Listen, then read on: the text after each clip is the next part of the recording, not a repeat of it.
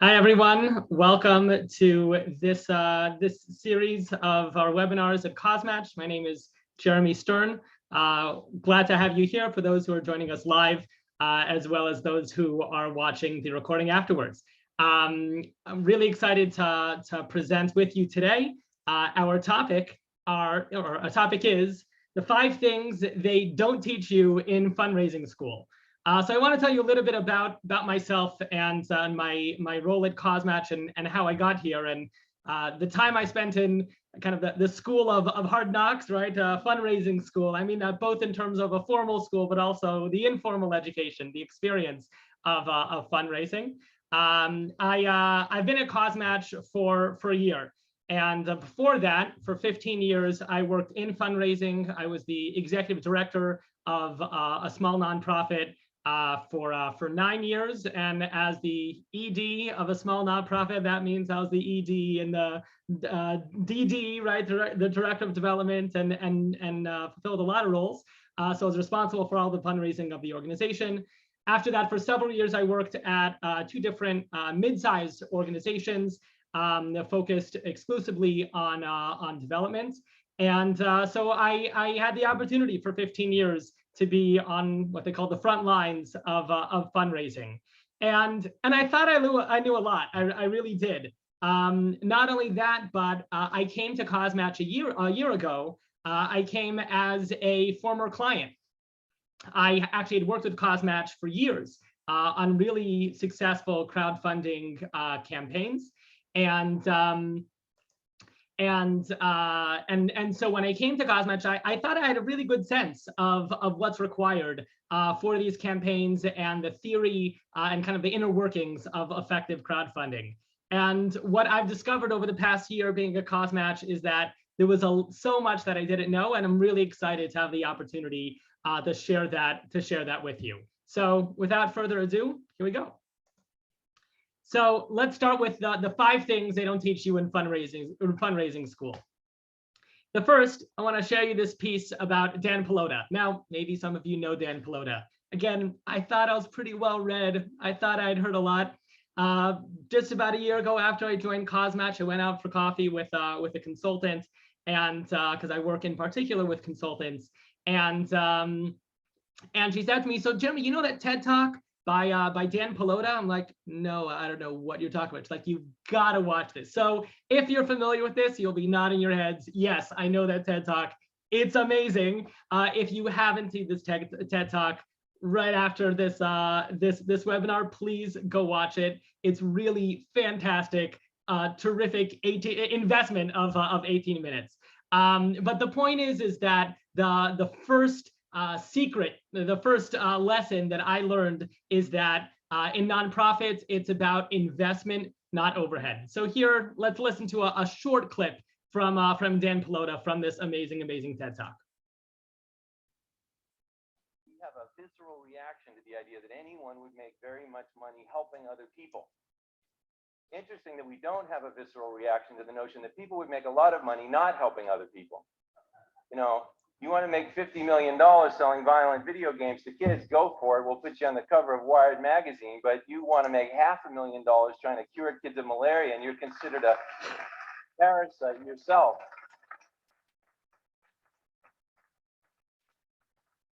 It's an amazing quote. There were so many great quotes from this TED Talk. Again, strongly recommended. But again, being a frontline fundraising professional, I used to think that a goal is to keep overhead as low as possible.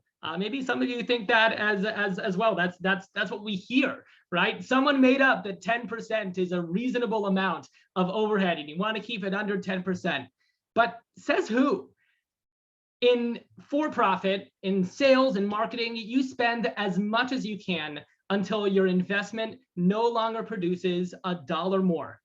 Fundraising is the engine of growth. It's the sales of nonprofits. And the #1 key is that we must invest in the people, in the systems to drive that growth. And this idea that we need to keep overhead low is ridiculous. I tell prospective clients for CosMatch, I tell them all the time that we are one of the most expensive platforms out there. You're gonna spend more money working with CosMatch. You want a cheaper platform? There are cheaper platforms to work with. But the question should never be about how much will it cost. It should be how much will it make. If you spend $1,000 and raise $10,000, whereas you spend $10,000 and raise $100,000, which one is a better investment? Right? You kept your overhead low by only spending 1,000, but you raised 9,000. Whereas if you invest 10,000 and you raise 90,000, that's 10 times the revenue that's raised. One of the smartest philanthropists I know is doing the following. Is actually we're working with him. He's investing 100% of his support for the causes that he loves in overhead. His approach is to underwrite the cost of crowdfunding campaigns for his favorite charities, because he knows that with a $10,000 investment in a crowdfunding campaign, a strategic crowdfunding campaign with the right tech tools and the right strategic coaching, his beloved causes will have a 10x ROI, a 10x return on investment in 6 to 8 weeks. That's usually what we see. Any business person knows that a 10x ROI in a matter of weeks is an amazing investment. So why don't we have that same attitude when it comes to crowdfunding? Why is this perspective so anathema to the pervasive attitude in the nonprofit sector? And that's really something that we need to change, that we need to stop thinking about overhead. We need to keep overhead low. No, you need to keep the investments high to have the greatest growth. Strategically, don't just waste money, but it's about investing in growth. Again, the question is not how much will it cost, how much will it make? That's lesson number one that I learned. Lesson number two is that people give to people. And you're all going to say, Jeremy, we know that. Oh, why am I sitting here in this webinar? I know that already. I knew it too, but I didn't really know it.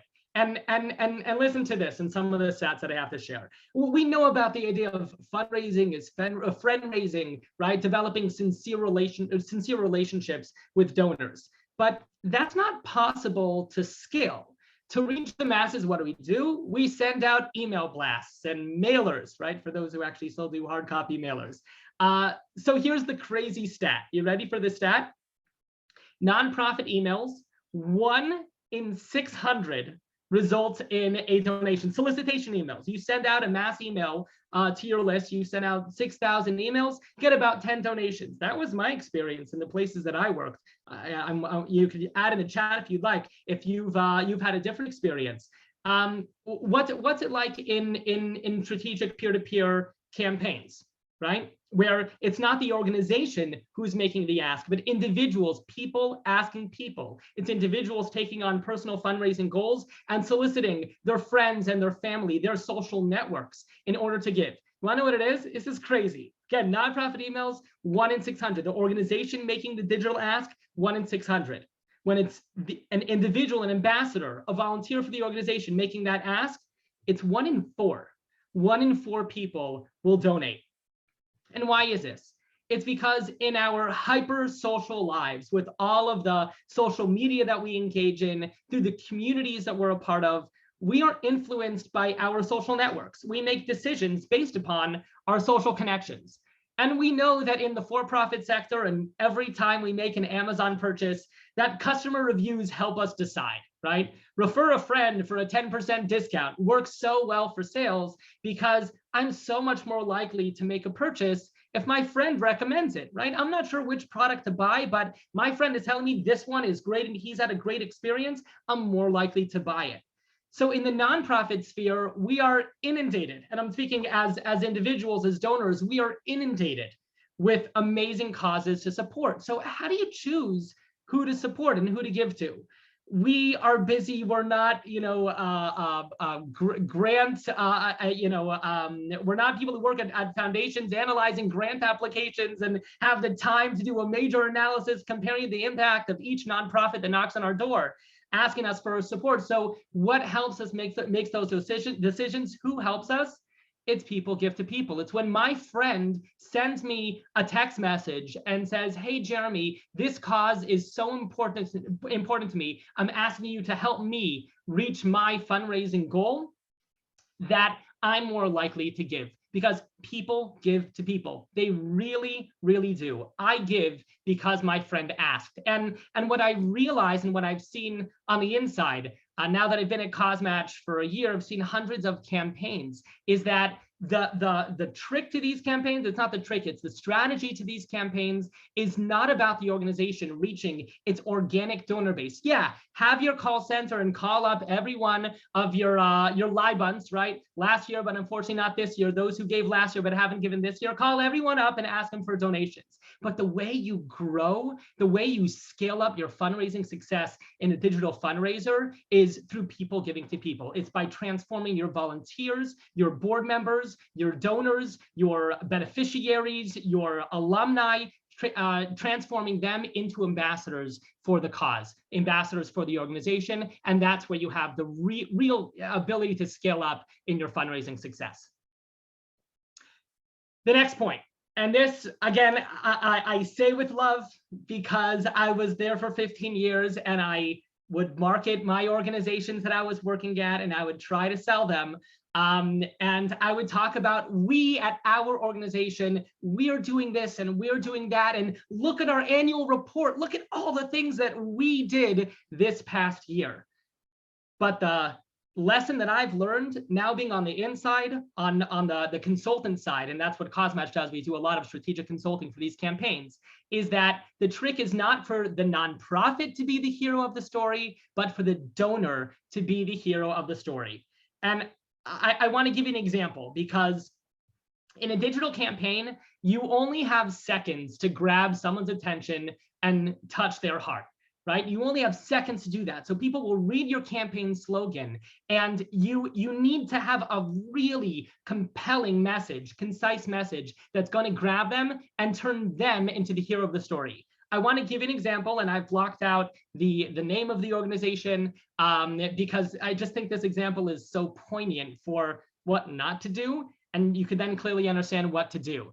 This is an ad that's been coming up for months in my Facebook feed for an organization that I used to support when I lived in New York. And here was their ad. You see their ad. This comes up again all the time on my Facebook feed. Since the pandemic started, this organization, their food programs have helped feed over 305,000 New Yorkers and counting. A third of them are children. Okay, they explain what they do. Please help us feed a child today. I want you to take a second, if you can go into the chat and tell me, how would you rewrite this to make the donor the hero of the story? What would you do to make the donor the hero of the story, rather than please help us feed a child today? And it's great to see some friends here, some who are copywriters who've joined for this webinar. How would you write this differently? Rather than please help us feed a child today, how would you make the donor the hero of the story? Feed a child today. I like it. I like it a lot. Any other suggestions? Thank you, Abigail. Help feed a child today. Exactly, right? Because it's about, any other suggestions? I think you're all 100% on target. You can feed a child today. Fantastic, right? I would have said, again, similar, but you get the idea. Click here to feed a child today, because you know what? There are a lot of organizations out there. Donors such as yourself have helped feed X number of children, but here we want to give them, that's about what they did in the past. Here we want to give them a directive, what they need to do now. And so that's why I would word it more as, click here to feed a hungry child. You can feed a hungry child, right? It makes the donor the hero of the story. This sounds basic, but once you start looking at your marketing materials and look the way that you tell your story of your organization, this is a profound concept that the organization here is a multi-million-dollar organization, a major organization in the New York area that does amazing, amazing work, and they get it wrong. If they got it wrong, that makes me feel better that for 15 years, I got it wrong. But now you know the secret to have really, one of the secrets to have really compelling the campaign text and marketing text for your organization. So making the donor the hero of the story. Here's the next one. Conversion optimization. I had no idea about this one at all. And so perhaps some of you do, but at least for me, I had no idea what conversion optimization meant at all. So what is conversion optimization? What are conversion rates? This is all about when people come to your campaign page, your donation page, are they actually going to give? And here's the crazy stat. Actually, I'll give the analogy in the e-commerce world. In the e-commerce world, if you knock on the door of Amazon and Shopify and Zappos and Alibaba and all the rest of them, and you say, what is your most difficult challenge? They'll say abandoned shopping carts, right? Abandoned shopping carts. What are abandoned shopping carts? That's when you put something in your shopping cart, in your Amazon cart, and you don't actually complete the purchase. They want to optimize conversion rates, make sure that people actually complete that purchase. Well, this is not just an issue in the for-profit sphere. It's certainly an issue in the nonprofit sphere as well, where we have abandoned donation pages. And you want to know what the stat is? 80% of shopping carts, of donation pages are abandoned. That means that only 1 out of 5 donors who come to your page with the intention to give actually donate. That's nuts. I mean, that's crazy. I mean, I think so. Which means that what can we do to optimize those conversion rates? Make sure that when people come, that they actually complete that donation. And so you need to start thinking about, how is your donation page structured? How is your campaign page structured? How difficult is it for you for a donor to complete that donation? Go to your website right after this webinar and try to complete a donation yourself, or ask someone else to do so. That's even better. Someone who's never donated before. Go. Our CEO actually did this. He told me about it, that a few years ago he went on the street and he said, I'll give you a voucher, right? I'll give you a voucher for this. Make a donation to our campaign page, and I want to see what your experience is, because see how difficult it is. One of our partners, John DeLang, he had this amazing quote that he put up on LinkedIn. He said, does it take longer to donate $5 to your nonprofit or to make a $5 purchase on Amazon? Because let me tell you right now, I have a few items in my Amazon cart. There are a few tech items that I want to buy, right? And these are things that I want. I'm going to get something when I complete the purchase. And Amazon has made it really easy for me to complete my purchase. Let me tell you, these have been sitting in my cart for days now, and I'm hesitating to make that purchase. How much more so are your donors hesitating to complete their donation when they're not getting something tangible in return, right? And is the donation experience as streamlined as it is for Amazon? The more complicated it is for them to do so, the more distracted they get on your campaign page, the less likely they are to donate. Conversion optimization. You want to optimize those donor conversion rates. That's number 4. And number 5, and again, this is something that I had no clue about whatsoever. My first day on the job at Cosmatch, like, oh yeah, retargeting. I'm like, I don't know what retargeting is. You're speaking gibberish to me. So maybe you're familiar with retargeting, maybe not. Let me explain what it is. And once I explain it, I'm like, oh yeah, of course, I've seen that. What's retargeting? Retargeting is Big Brother, Google and Facebook, or Alphabet and Meta, as their parent companies are called, them tracking everything that you and I do online. And so what happens is you book a flight to Miami, right? And you go to one of these websites where you book a flight, and now suddenly, as you're browsing on news websites, as you're scrolling through Facebook, right, and on Instagram, etc., you start seeing all sorts of ads for car rentals in Miami and things to do in Miami. How did they know that you're going to Miami? Because they saw that you were interested in booking a flight to Miami. That's retargeting. And so retargeting is a really powerful tool. Why do Google and Facebook, why do they do that? Because it sells, because it works. It's a major, major business. So retargeting is something that nonprofits can do as well, not just targeted ads. I'm not talking about just having a targeted crowd that or audience that you're looking to target your Facebook ads to, but retargeting is a whole other level on top of that. What it means that when we do campaigns at Cosmatch and it's the right fit for the organization, they have a large enough social media reach that we'll have campaign ads on while you're browsing, while you're reading the news, while you're scrolling through Facebook. And I'll show you just an example of an ad while I was reading through the Times of Israel, a news website, and there was a campaign that I had donated to, helping Ukrainian refugees who had fled to Israel, right? And as I'm scrolling through the news, I see this ad, right? Help Ukrainian refugees in Israel, because maybe I visited that campaign page, but I wasn't really sure, am I gonna complete my donation or not? Wasn't really sure about it, but from the marketing world, we know you need, they say on average, 7 touch points for someone to make a purchase. Same applies for donations. You'll have 7 touch points, many touch points, an email from the nonprofit, a text from your friend, and now you start seeing these retargeted ads. The donor is more likely to complete their donation. But here's the crazy part. And this is something that is really mind-blowing. And when I speak with clients and I tell them this number, it's hard for them to believe because it's so powerful and so effective.